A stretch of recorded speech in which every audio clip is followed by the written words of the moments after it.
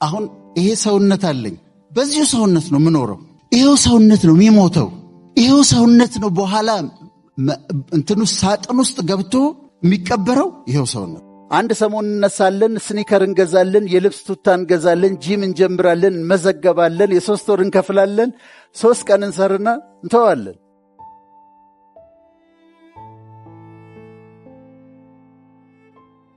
አሁን ይሄ ሰውነት አለኝ። በዚሁ ሰውነት ነው የምኖረው። ይሄው ሰውነት ነው የሚያረጀው። ይሄው ሰውነት ነው የሚሞተው። ይሄው ሰውነት ነው በኋላ እንትኑ ሳጥን ውስጥ ገብቶ የሚቀበረው። ይሄው ሰውነት የእናንተም እንደዛው ነው።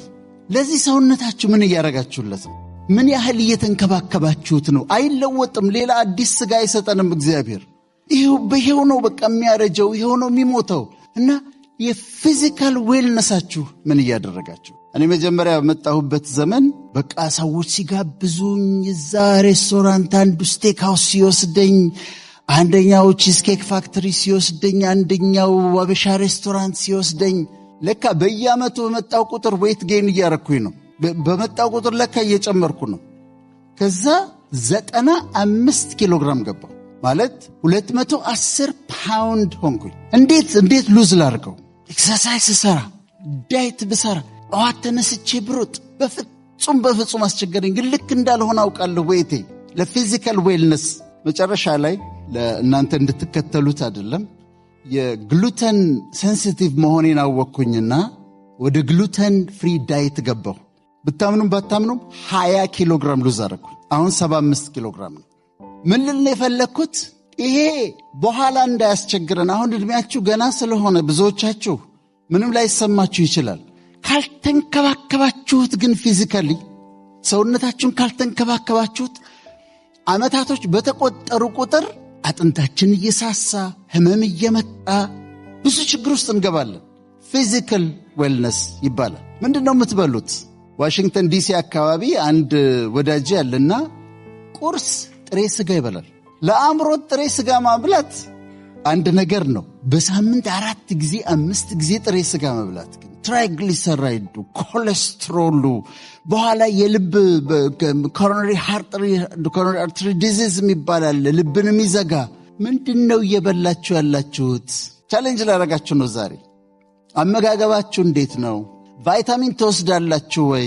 እኔ ቫይታሚን ወስዳለሁ። ቫይታሚን ኤ፣ ቫይታሚን ቢ1፣ ቫይታሚን ቢ2፣ ቫይታሚን ቢ6፣ ቫይታሚን ቢ12፣ ቫይታሚን ሲ፣ ቫይታሚን ዲ፣ ቫይታሚን ኢ፣ አይረን፣ ፎሌት፣ ዚንክ፣ ማግኒዚየም፣ ማንገኔዝ ያለበት አንድ ታብሌት በቀን ወስዳለሁ። ለምንድን ነው የምወስደው? ከሚኔራል ነው የተሰራሁት። ሰውነቴ ይፈልጋል።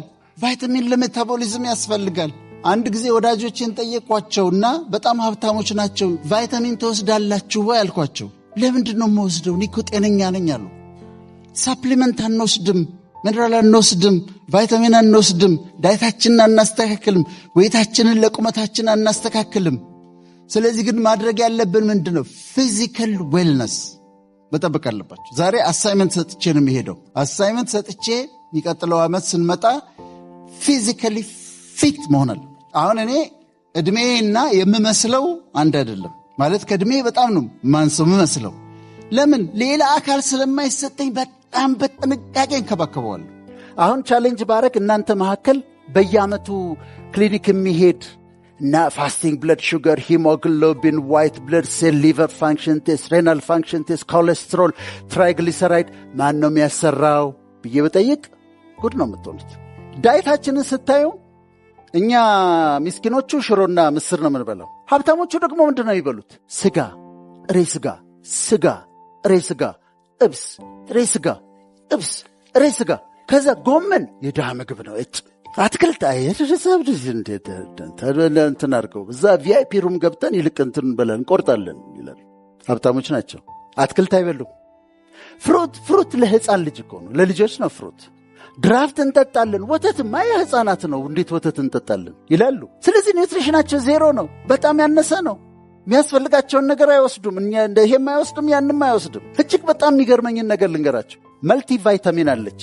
አንድ ካፕሱል ወይም ታብሌት መልቲ ቫይታሚን አለች ተዘጋጅታ የምትቀመጥ በዕድሜያችን። ቫይታሚን ኤ አለው፣ ቫይታሚን ቢ1 አለው፣ ቫይታሚን ቢ6 አለው፣ ቫይታሚን ቢ12 አለው፣ ቫይታሚን ሲ አለው፣ ቫይታሚን ዲ አለው፣ ቫይታሚን ኢ አለው። ይሄ ብቻ አይደለም። ካልሲየም አለው፣ ማግኒዚየም አለው፣ ማንጋኔዝ አለው፣ አይረን አለው፣ ፎሌት አለው። ይሄንን ሁሉ አዘጋጅተው አንድ ታብሌት ውስጥ አስቀምጠውልናል። አንድ ታብሌት ውስጥ ስጋ 1000 ብር እንገዛለን። ይሄኛው ቫይታሚን አሁን ጨምሯል እንጂ 250 ብር ነው። በዕድሜያችን ከ50 በላይ ካላለው ከ40 በላይ ላለው በዕድሜያችን ተዘጋጅቶ ተቀምጧል።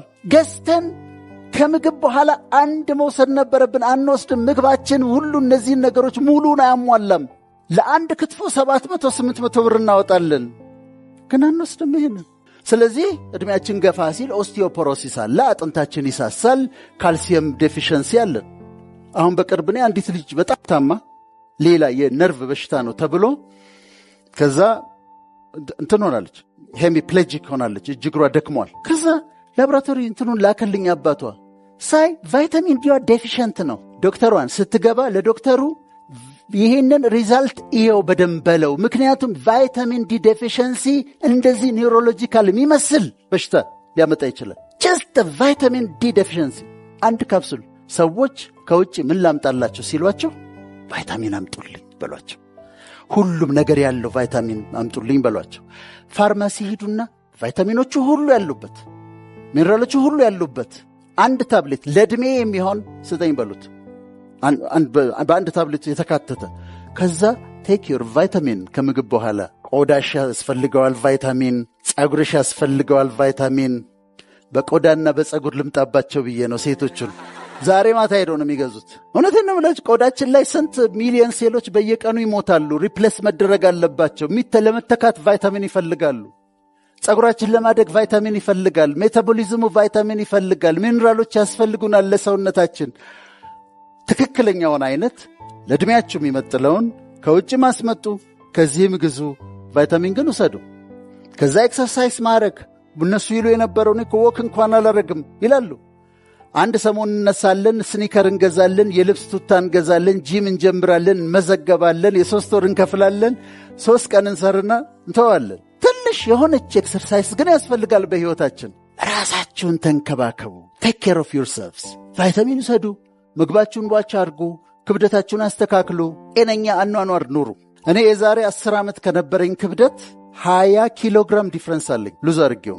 እባካችሁ እባክሽ ራስሽን ተንከባከቢ፣ እባክህ ራስን ተንከባከብ የሚል አንዳንድ ቫይታሚኖች ለብቻቸው፣ ለምሳሌ ቫይታሚን ቢ12 ለብቻው፣ ካልሲየም ለብቻው፣ እነሱ እንትን ሊሉ ይችላሉ።